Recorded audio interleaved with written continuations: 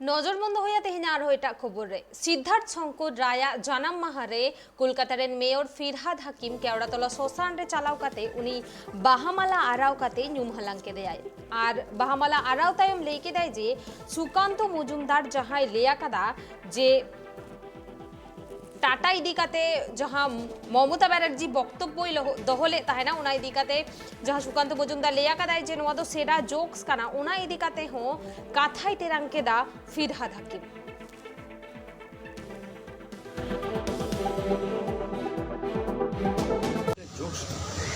বুঝতে হবে আন্দোলনটা টাটার বিরুদ্ধে ছিল না, আন্দোলনটা ছিল মানুষের অধিকারের বিরুদ্ধে। মানুষের অধিকার, আমি আমার জমি তুমি লাঠি মেরে জোর করে কেড়ে নেবে, আমি মানুষ, আমি গরু ভেড়া নাই যে হাই হাই করবে আর আমি চলে যাব।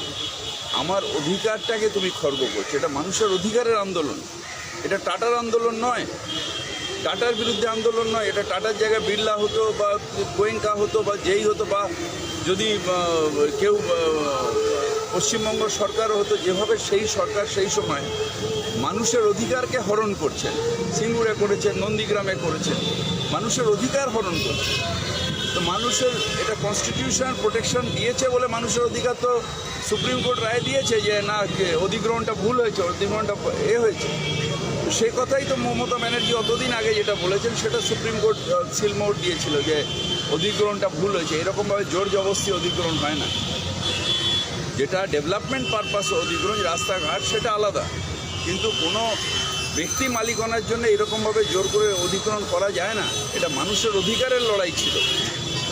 সেই সব চাষি, গরিব মানুষ, চাষিদের সাথে দাঁড়িয়ে থেকে মমতা ব্যানার্জি লড়াই করেছেন।